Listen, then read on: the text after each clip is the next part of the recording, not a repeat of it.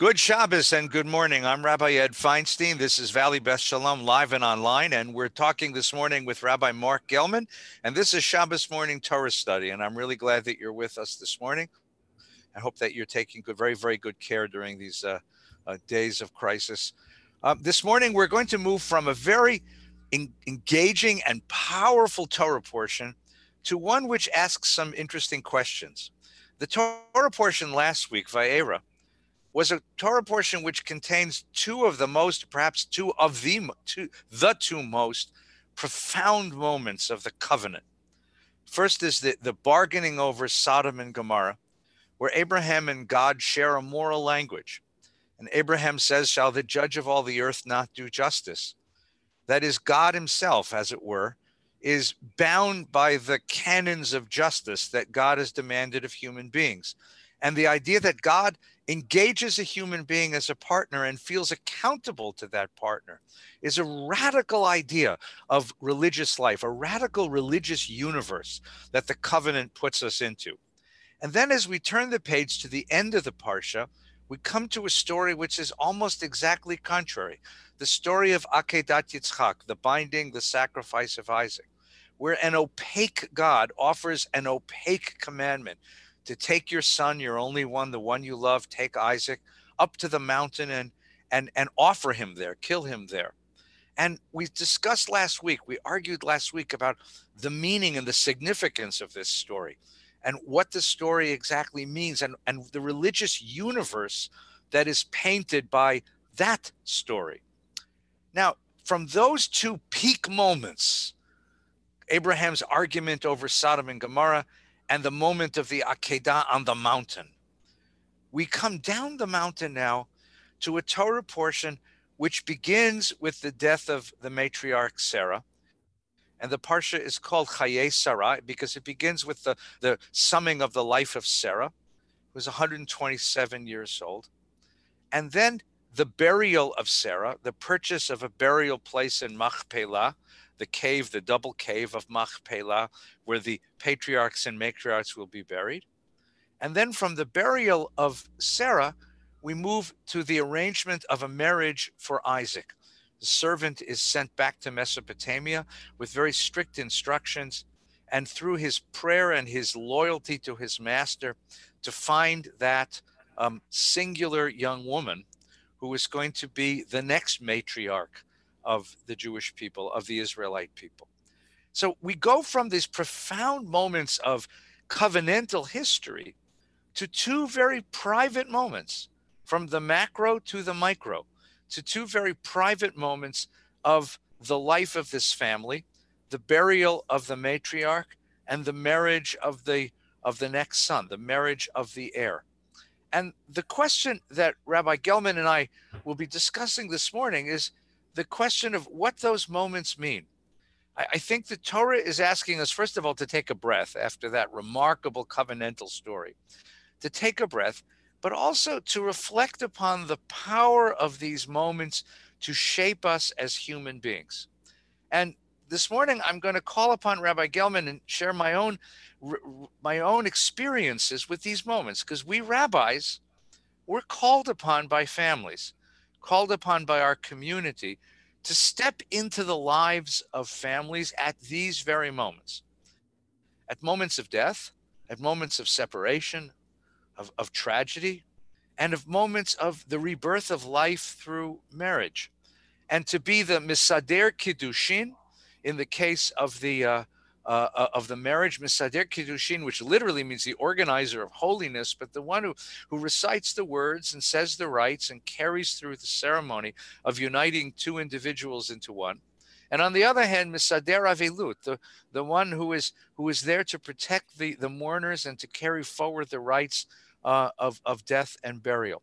I'm going to ask Rabbi Gelman to reflect on these with me. So Mark, let's begin with weddings. So we begin with something happy. You, as a rabbi, I'm sure that you perform, I don't know, hundreds, perhaps thousands of weddings. Billions. I perform right? Billions of weddings. Which explains a lot about the state of the world. Exactly. I want to ask you. I didn't have to guarantee my work ever. I know. And you could have all the hors d'oeuvres you wanted. Oh my God. The lamb chops. I did it for the go. lamb chops. I admit it. That's it. I'm going to buy you a T-shirt that says that. I did it for the lamb chops. I want you to reflect seriously for a moment about wedding ceremonies. What did you learn during your years in the active rabbinate? What did you learn in doing weddings? Well, first of all, what you're talking about is, well, it's called in the history and literature of religions, the rite de passage, the rites of passage. And there's 3 of them, essentially. There's 4 if you count adolescence. But basically, it's birth, marriage, and death. And in the birth, marriage, death triumvirate, the only one that you pick is marriage. It's the only time you decide that this will be a rite of passage for me. You don't decide on your birth and you don't decide on your death, but you decide on marriage. And we have lived through 2 gigantic cultural affirmations about marriage and about the presupposition of how you should get married. The first is brides and grooms know nothing. Marriages should be arranged by people who know more about life and know more about who they should marry. And then we move to romantic love, where you get to decide who you want to marry because you're in love with them. And so the first question that I would ask brides and grooms when they came to me for premarital counseling was, what do you love about the other person? It just seemed like the most natural question to ask them. It didn't seem like an inspired or original question, and I don't think it was inspired or original, but it produced a flood of wisdom for me, a flood of insight about these people that I could not have gained in any other way. Their cumulative answers to what do you love about the other person were what I learned most about marriage. And to sum it up, what I learned is women in my generation, I guess the boomers was probably the end of this, hopefully the end of it, women were trained and educated and nurtured and brought up to get married. Men were not trained and nurtured to get married. They knew you get married, but it wasn't deep in the training of men. What was deep in the training of men was your career and what you want to do. And of course, raising a family was part of it, but I found that the women, the brides, were far more insightful and wise about what they loved about their fiancé, their affiance, than were the men.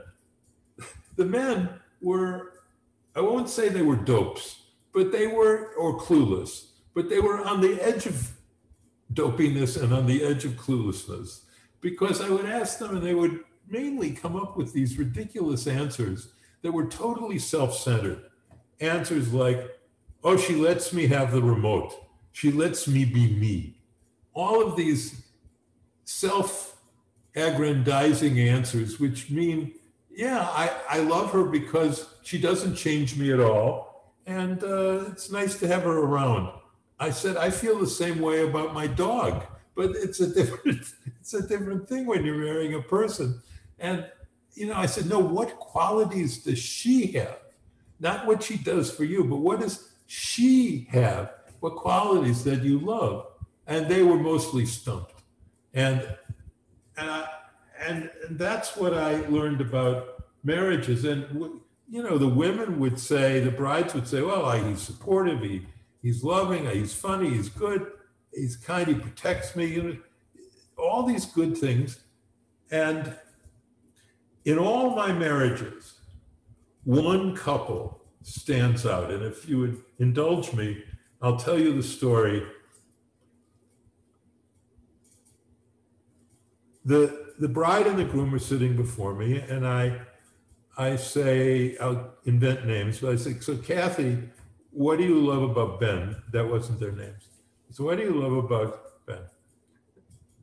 his name was really David, but we won't call him David, and say, what do you love about Kathy? Well, he says, what I love about her is she's such a good teacher of the children. She was a teacher of young children in kindergarten.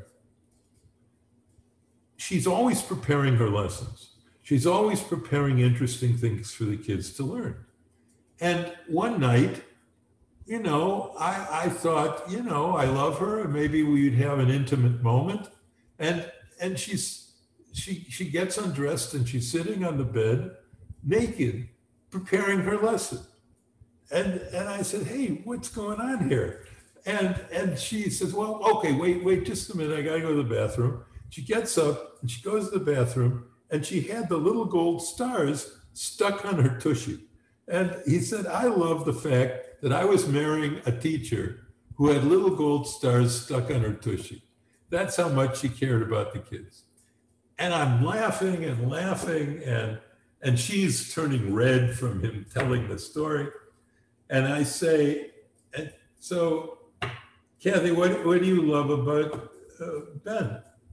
And she said, well, I love this and this and this about Ben, but it all comes down to one day when we were driving on the Triborough Bridge, and it was a searingly hot New York summer day. Hot, humid, impossible to endure it. And it was before Easy Pass, so everyone had to wait in line to throw the coins in the thing. And they had newspaper hawkers who would stand near the toll booths and sell newspapers to the people in the cars waiting to go through the toll booths. And she said, we got up to one of the guys selling newspapers, and Ben said to him, give me all your papers. I'll pay for all your papers. Get out of here. It's too hot. Go home. And she said, that's what I love about him, that he bought all the guys' papers. And I said, this interview is over, because I could ask you 1,000 more questions, and it wouldn't give me any more insight into the two of you than those two stories. And you are more than ready to get married. I am honored to marry you. And I have just one question to ask you. You're going to have lamb chops at the reception, right? And that's my wedding story, Eddie. The lamb chops, huh? Well, no. So I've gotten, the older I've gotten. You like that story? I love that. I love it. Those are beautiful. Yeah. Just beautiful. I've discovered that, I've discovered that marriage, in some ways, we always wonder why marriages fail. And I'm more interested in why marriages succeed. Because you take two human beings who have grown up in different families, often in different family and always in different family cultures, but often in different whole human cultures. You take two human beings who are very different from each other. She's from Venus and he's from Mars. And you stick them together and you expect them to stay glued. And it's just an amazing thing that it ever works. And to me, it's a remarkable thing that it works. So part of doing a wedding as a rabbi, sort of doing a wedding, meaning officiating, saying the brachot at a wedding, is I've come to decide that weddings and marriage have very little to do with each other. Yeah. The wedding ceremony is one event. It's a ceremony, and I can do a wedding ceremony. I've learned how to do that when I was in seminary, and I even teach people how to do it now. But how to be married, that's a much greater challenge. How to learn how to live with another human being, how to grow with that human being, how to change with that human being. Somebody says you don't marry the person once, you marry them dozens of times, because each time that life changes, you have to renegotiate and change the way in which you love and protect each other. And I've come to understand that's more my role as an advocate for the marriage than simply as an organizer of a ceremony, as a master of ceremonies. So one of the questions I'd like to ask people in the audience, people who are watching us today and sharing our Torah study today, is if you had a chance to speak to a couple who were preparing to be married, what would you want to say to them? What questions would you ask? And what wisdom would you want to impart to them? What wisdom would you want to give to them to help them understand what it takes to be married? One of the things that I cherish is that I really cherish the song from Fiddler on the Roof, "Do You Love Me?" It comes in the last, almost at the end of the show. It's when all the drama is almost over, and he turns to her and says, "Do you love me?" And she says, "Do I what?" And she says, "Do you love me?" And she doesn't understand the question. Because as you said, in that world, you didn't marry for love. You didn't marry for what we call romantic love. You certainly didn't marry for feelings.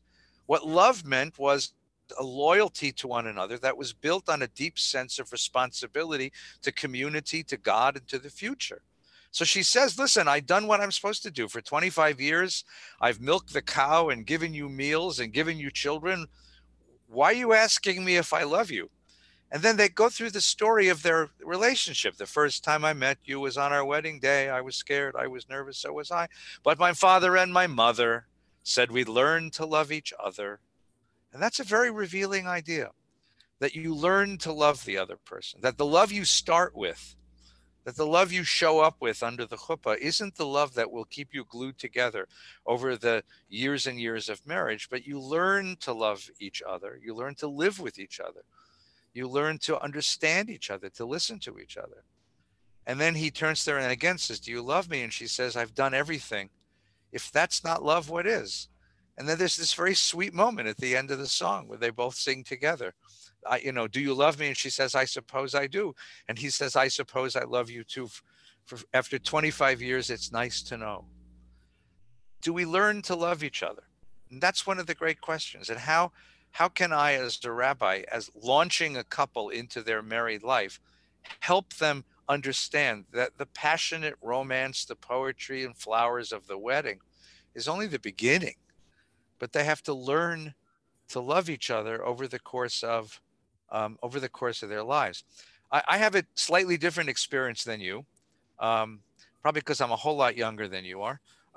And that is the young men who come to see me, when I ask them that question, what do you love about this person you're marrying?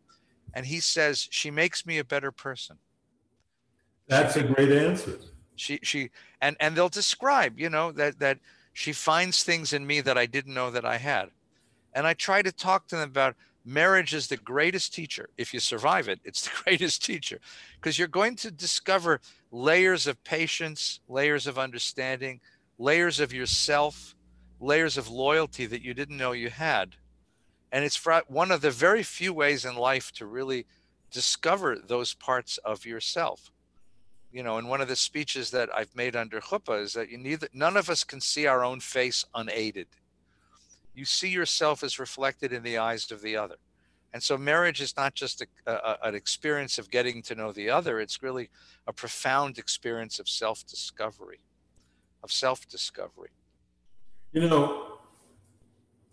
With my friendship with Father Tom, I came into contact with people who ran Catholic Marriage Encounter.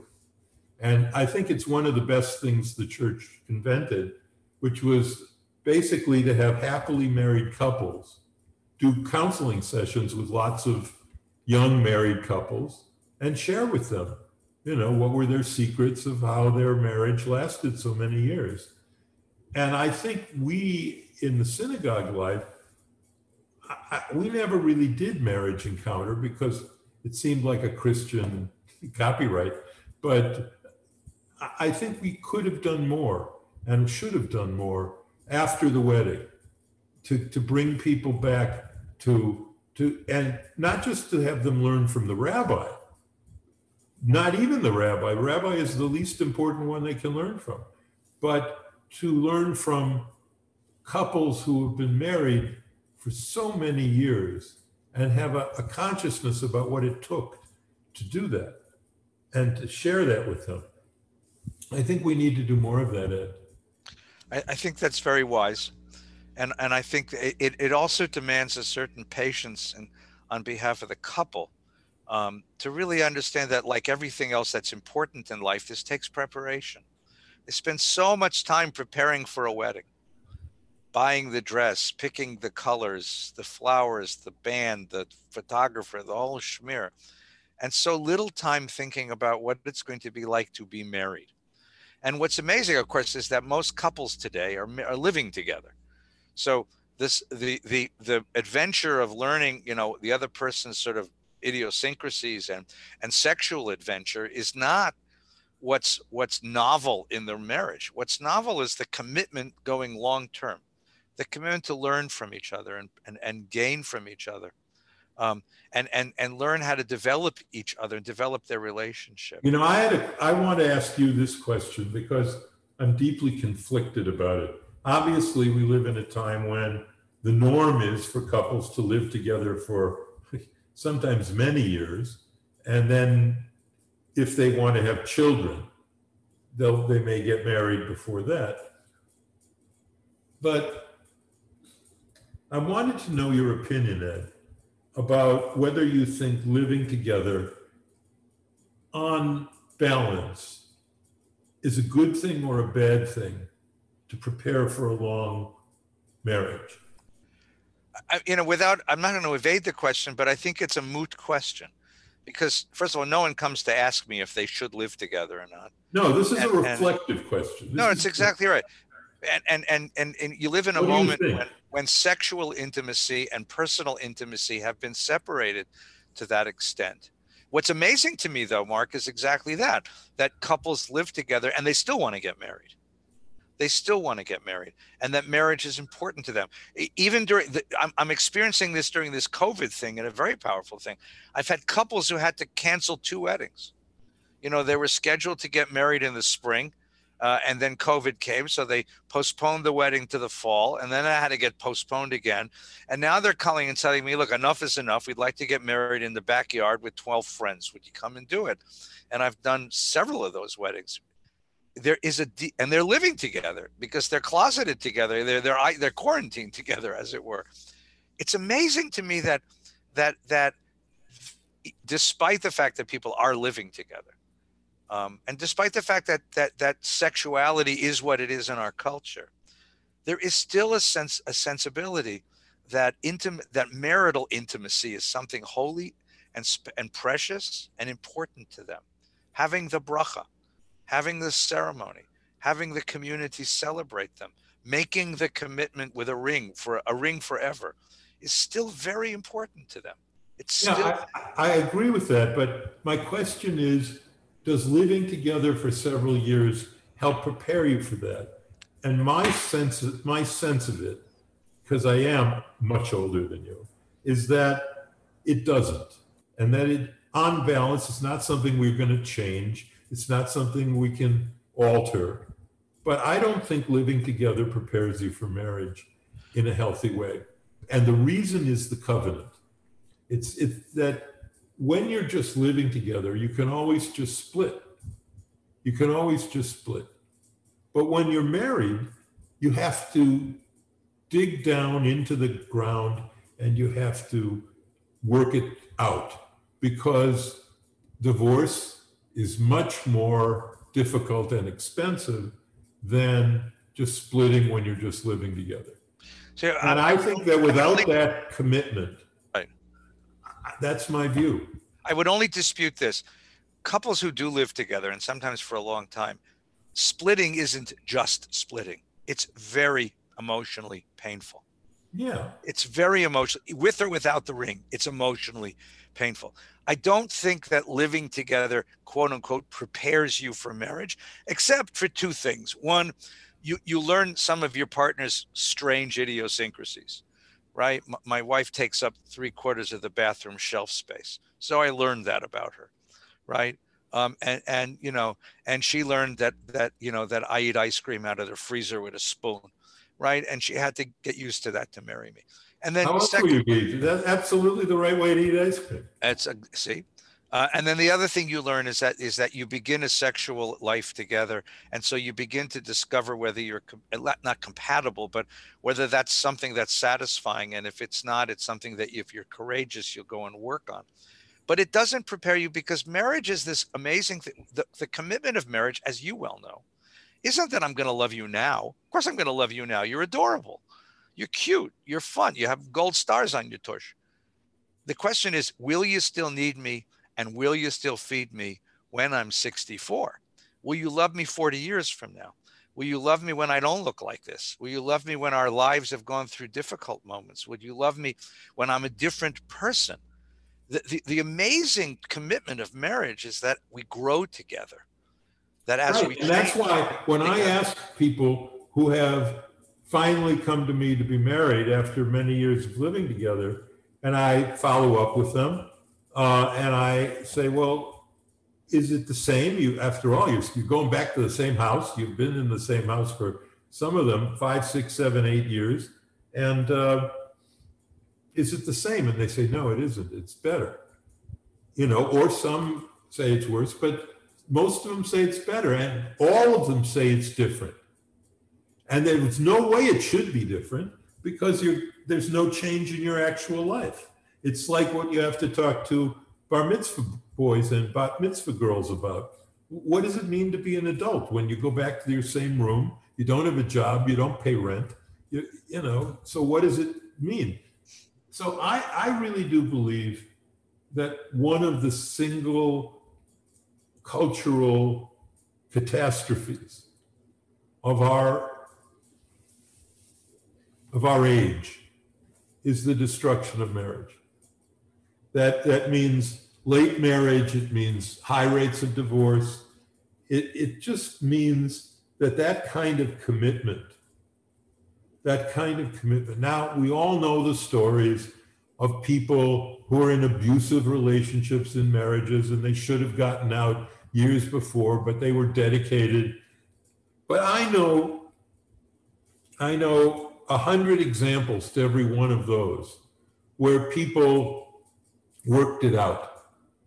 They worked it out. And so I'm a huge fan of marriage. I'm not a fan of living together before marriage. I'm not a prude, but I just don't think it prepares you. And that's, I think, to go back to make a switch here to a theological point, I think that's the point of the covenant with God. I mean, God loves everyone. God loves all people, but God has a covenant with us. That's a whole different deal. It means we have obligations, even on the bad days, like my midrash of partners. You're my partner on days when I don't think you're doing enough, and on days you don't think I'm doing enough. We are still partners, and that's the deal. And they all, Adam and Eve, and Abraham and Sarah and Rebecca and Rachel, they all agreed to that deal. So that's my take on marriage, that it teaches you that love is a terminal virtue, that marriage cannot be replicated by living together, and that basically it teaches you about selflessness, which is the only antidote to greed that we have, the only antidote we have to a diminished life, a diminished self. I would only modify that just slightly. It's not selflessness. It's a redefinition of self. Okay, I agree. If you think of self as a circle, and the idea that I can admit someone else into my circle, because if she hurts, I hurt. And if she's happy, I'm happy. And then when children come, it's the same thing. And the idea is that your circle keeps growing. And I think one of the aims of the Torah is to teach us that the circle of self has to keep growing. And God is the circle that embraces everybody. So the more that my circle grows to embrace those who I share, whose pain I share and whose joy I share, the more that my circle grows to those who I love as much as I love myself, because I love them because they are myself, then I become a more godly human being. And that's the development of a human soul. That's the development of the human being. And we're going to see this, by the way, as a preview of coming attractions next week, when we talk about the development of the character of Yaakov, of Father Jacob, who begins as a very small self and a very well-guarded self, and slowly has to crack open that self to admit somebody else into that circle, and what happens to him as that happens in his life. Let's move now. The other theme of our parsha this week. So one theme is the marriage of Isaac to Rebekah. The other theme is the burial of Mother Sarah and the purchase of the cave of Machpelah, and Abraham, who, frankly, I mean, as I read this story, Abraham, who schleps her like furniture around the Middle East. I mean, literally puts her in a box when he goes to Egypt and passes her off as his sister, and then does it again when they come back again. Abraham, who has very little regard for this woman and her pain and what he's done to her. For the first time when she dies, he cries. He cries. And the idea that Abraham, Father Abraham, who is so powerful, doesn't cry during the Akedah, by the way, doesn't cry when he's about to off his only kid, but cries here. But doesn't cry actually when either kid, because you mentioned that last week, doesn't cry when he banishes Hagar, and Ishmael, and doesn't cry when he raises a knife over Isaac. Cries when Sarah dies, and he's broken. And the Torah doesn't give us anything about the rites of burial. It just says he buried her and mourned for her. So the question is, as you and I, again, have stood with families at the graveside. My teacher, Rabbi Schulweis, once made a very, very, very revealing comment to me. He said, you're going to have a lot of fun at weddings, but you're going to learn a lot more from doing funerals. Because weddings are joyful, and in a certain way, with deep apologies to all of my friends, they're all in certain ways alike because of the joy, because the sweetness, it always has a happy ending. But funerals reveal the real complexity of human character and the real complexity of families. So Mark, what have you learned from doing funerals? Well, I have to admit, I've learned, as you say, I've learned much more from funerals than weddings, but I also think it's because I am a wrinkleologist. I'm a studier of human wrinkles, facial wrinkles.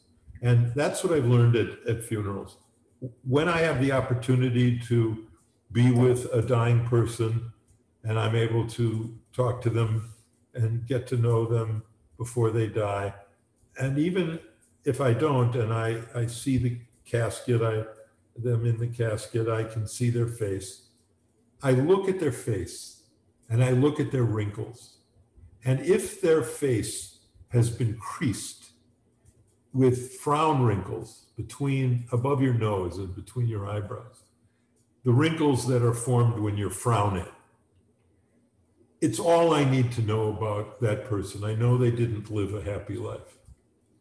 And if I look at their face and at the corners of their eyes, there's the crow's feet, which happen only when you smile, and your face wrinkles up in a smile shape, and you get wrinkles at the corners of your eyes. Now, Botox has screwed up my study, but basically, I know that if they have smile wrinkles, they have lived a happy life.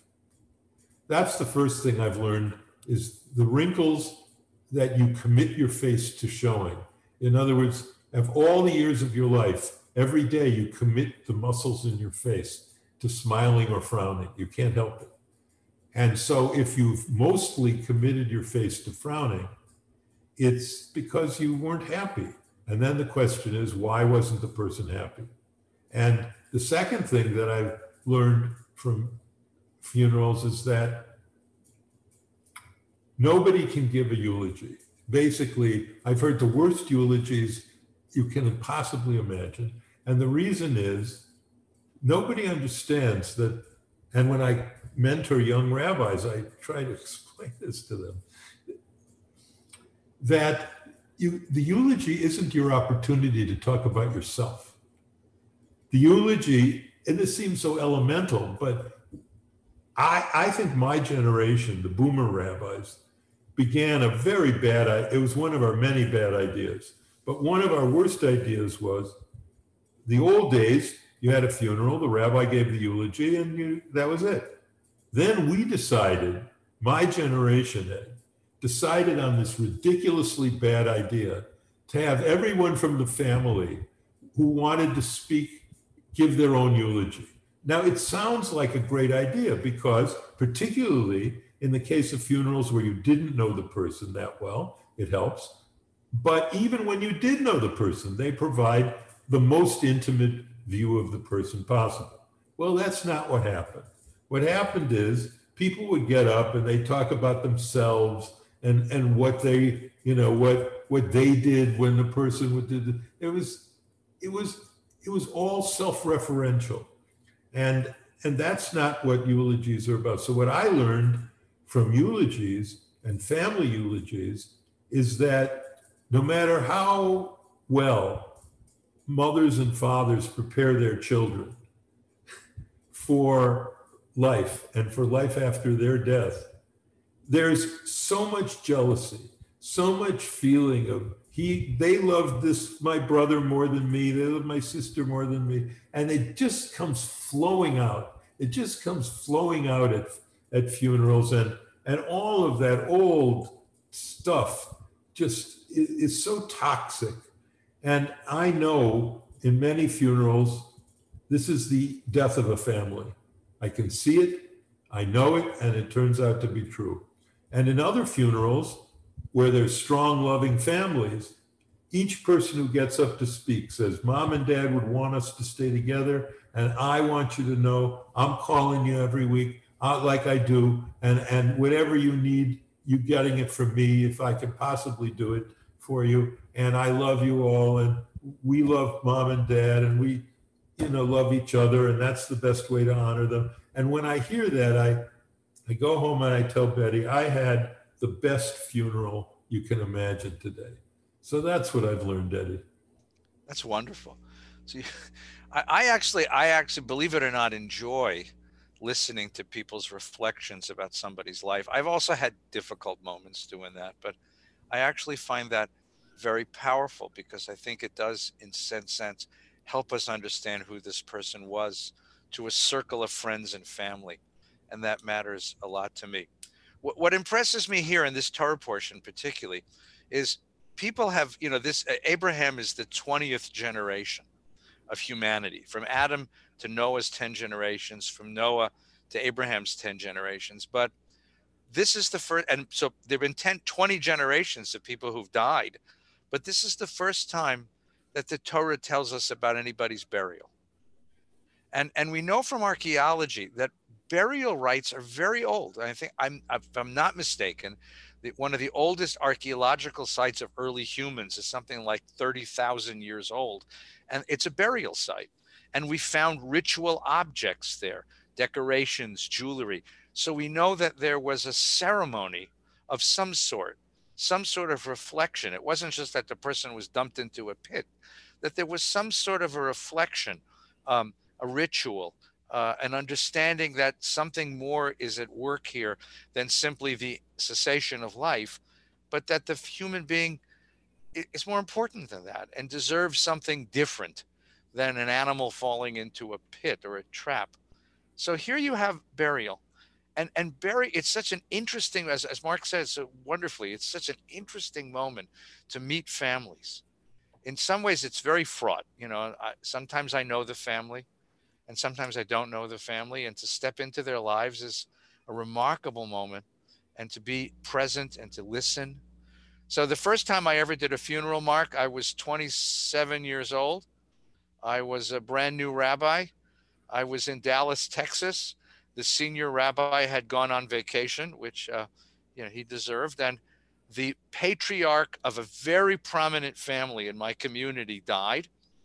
The secretary comes into my office and says, you have to go visit this family. So-and-so died. So I make arrangements to meet the family. And as I'm driving toward the family, I realize I'm 27 years old. This man was 93 or 4. His kids are much older than me. His grandkids are my age. I have no idea what I'm doing. I mean, they have taught me in seminary what to do at a funeral, but I have no idea what I'm doing. What am I going to say to these people? I'm wearing my shiny new rabbi suit, my shiny new rabbi shoes, and I have my shiny new rabbi manual with me. And I remember I went to the house and I parked the car in front of the house, and I sat there saying to myself, I should have gone to law school. I should have gone to law school. And one of the kids knocks on the window, said, Rabbi, you okay? You want to come in? Come on inside. So I walk in this house and the whole family is there. There must have been 60, 70 people gathered in this very large living room with the widow in the middle and the kids all around in circles, grandkids, great grandkids, everyone there. And they invite me in and I sit down right in the middle across from the widow and everyone turns to me, waiting for me to say something wise. And I have no idea what to say. Now, you know, there's a line in the book of Psalms, Shomer Pitaim Adonai, God watches over fools. And I swear, I don't know where these words came from, but they came out of my mouth. I said, tell me about your dad. Now, they thought I was going to talk. I was going to speak on life and death and the afterlife and burial. And I just said, tell me about your dad. And they said, what do you want to know? And I said, where was he born? What year was he born in? Who were his parents? What did his dad do for a living? Did he have brothers and sisters? How did he come here to Texas? And then did you ask them what did he love? Yeah, well, I'm getting to that, right. What made him happy? When was he happiest? But the best part was I turned to the widow, who's a woman in her 90s, who was just distraught from losing her partner of 70 years. And I said, Mrs. So-and-so, how did you meet him? And she looked up from her tears, dried her eyes and said, he had a Packard. And so some of the kids said, what's a Packard? And she said, it's a car. Well, it wasn't his. It was actually his brother's. But he borrowed it and he asked me if I needed a ride home from high school. So he gave me a ride home from high school. And on the way home from high school, he asked me if I'd like to go out on Saturday night. So we took the Packard and we went out on Saturday night.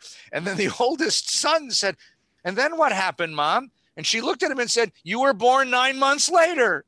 And they all went, Grandma. And she said, it was a nice car and he was a nice boy. And at that moment, something broke open. And what happened is they started passing pictures around. And, you know, like the grandkids had only known Grandma as an old lady. And she was a beautiful young woman. And like one of the kids looked up and said, Grandma, you were hot. We said, well, of course I was, right? And suddenly, and so for the next 2 hours, I sat listening to stories. And I asked them, when was he happiest? And when did you enjoy being together? And what do you remember? And when we finished, the kids walked me to the door and they said, you know, we'll do the funeral tomorrow, but we don't need it. You've done everything we needed to do. So the discovery that I made is that life is a story. And just like a story, life has its plot lines. It has its moments. It has its crises. It has its resolutions. And you really can't tell a story until the person's gone, because everything we do tomorrow reflects backward on where we are. You can't even tell it when they're gone because the kids' story modify their stories. But life is a story, and the telling of the story is part of what gives us healing at that moment. Because even though we might not have a future with the person that we love, we certainly have a rich and powerful past. And so just the telling of stories is the most healing and powerful thing. And that's what the funeral asks us to do. It asks us to gather and to tell these stories. That's great. Let me ask you another question, Ed. What is your opinion about cremation, which is now taking over massively from burial, in-ground burial, for a variety of reasons? But what is your opinion of it? And what is your opinion, apropos this week's Torah portion, of in-ground burial? Yeah. In the case of Sarah, it was above ground, but it was in a cave, but it was still burial. Look, the death is a trauma. It hurts.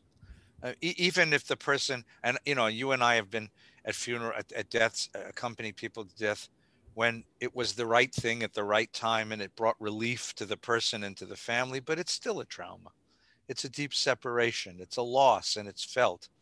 And I think that there's something satisfying about taking the body, which is what's left of the loved one. And even though it's not the loved one, because it looks different and it's different to be in the presence of the body and it was with the person, but to but to gently put it into the earth from whence all life comes. I understand that impulse. I feel that impulse. And I feel that there's something deeply comforting in that.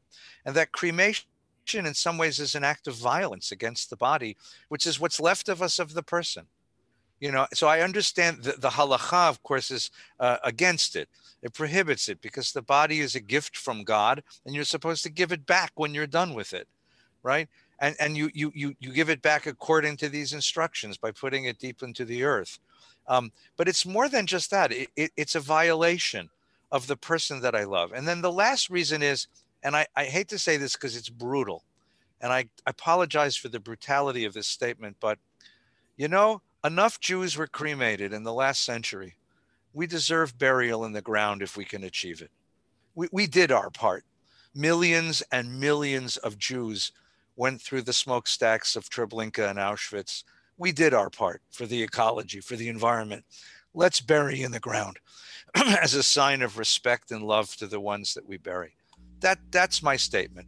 Now, if a family calls me, and they do all the time, that this is what Papa wanted, or this is what Mama wanted, and we have to do it, and I can't talk them out of it, then I still will do a memorial service because I still believe I have an obligation to bring comfort to the mourner and to honor the memory of the dead, even though I disagree with the way that they've chosen to dispose or to the disposition of the remains, of the physical remains. So I will do a memorial service for that person. Some conservative rabbis will not, and that's a decision that we make. What's your opinion? My view, I agree completely that burial is to be preferred, but I agree for a typically strange Gilman reason. And that is, I agree that burial is to be preferred because of the sanctity of touching. Let me explain what I mean by that. I think the purpose of burial is to provide the living a place to touch, which will then transfer their touch from the matzeva, from the stone, to the earth, to the body of the person they loved. So it's as close to a direct touch as we can have after a person dies. And we need to touch. It's the greatest catastrophe of COVID that we can't touch. And it is the greatest gift. That's why we hug. We hug because we need to touch. That's why we kiss, because we need to touch. And I learned this when Tommy and I were asked by the governor to do the memorial service for TWA Flight 800, which had fallen into the sea just off of Long Island. And the surviving families gathered at a beach near there. And we spoke along with other speakers. And after we spoke, this wasn't on the program, every one of the surviving families walked to the water. And they all had a rose, and they put the rose in the water, and they put their hands in the water. And I understood it for the first time deeply. And that is, they needed to touch the water because the water was touching the ones they loved. And that's why, I believe in burial. And when I, like you, fail, as I often failed, I failed in many more creative ways than you failed. But when I failed trying to get them to bury the person, I would say, okay, your father, your mother, whatever, your grandma, it's never a grandma or grandpa usually, it's father, mother. They wanted to be cremated. I said, okay, what are you going to do with the urn? I don't know. I said, how about this? How about if we get a grave? We make a little hole, you put the urn in, and when the grass covers the grave, you don't know if it's an urn or a casket. But what you have is a matzeva. you have the stone, so that generations to come can come and fulfill the sacred responsibility of touching. And the last thing I'll say about that is the full confirmation of my understanding of the wisdom and sanctity of touching came when I was reading some obscure monograph about how elephants are so smart and all the rituals that elephants have. And apparently when elephants die, when one of the elephants in a herd dies, what they do is they come around the body and with their trunks, they touch. Wow. They touch the body with their trunks. Mm. And when I read it, I said, we're just like elephants. And so aside from the halacha, which doesn't convince anyone I serve really that this is the way you're supposed to do it, beyond that, there's the wisdom of it. And the wisdom of it is touching. And I believe that when you have a burial, you have a place. And when you have a place, you have a place to touch. And that's what I learned. So this week in our Torah portion, we have the first formal marriage and the first formal burial of a human being in the story of the Torah. And we've reflected today about what those mean. And I just want to finish with this. Mark and I, rabbis in the community, and you as the community, you really honor us by inviting us in to the most private, most intimate moments that your families share. The moment when two human beings commit themselves to each other, the moment when new life enters the world and is needing the community's blessing, and the moment when human beings leave the world and a family grieves and mourns the loss. And you invite us, even though often we're not intimate, we're just strangers, but to stand there and to share words and to organize and to help and to guide, but also to share the wisdom of these very powerful and touching moments. And for that, I'm very grateful. I'm very grateful that a family trusts me enough to stand at that moment, to say goodbye to a loved one, or to say welcome to a new child into the family, or a new spouse, a new partner into a family. So thank you all for listening this morning. Thank you, Mark. And we invite you to, at the conclusion of our Torah study, to stay tuned here on Facebook for the Shabbos morning service, which will begin just at 10 o'clock. And then Rabbi Hillel Silverman's reflections at 11:30. This evening at 6 o'clock, Nina and I are going to be leading Havdalah on Zoom and on Facebook. So please join us for that. Minyan this week, 8:30 Sunday morning, 7:30 every morning, 5 o'clock every afternoon. Torah study, lunch and learn rather, on 12:30 on Wednesday, and Torah study next week on Shabbos. Mark, good Shabbos. Take good care. Shabbos, Ed. And to everyone, thank you for listening.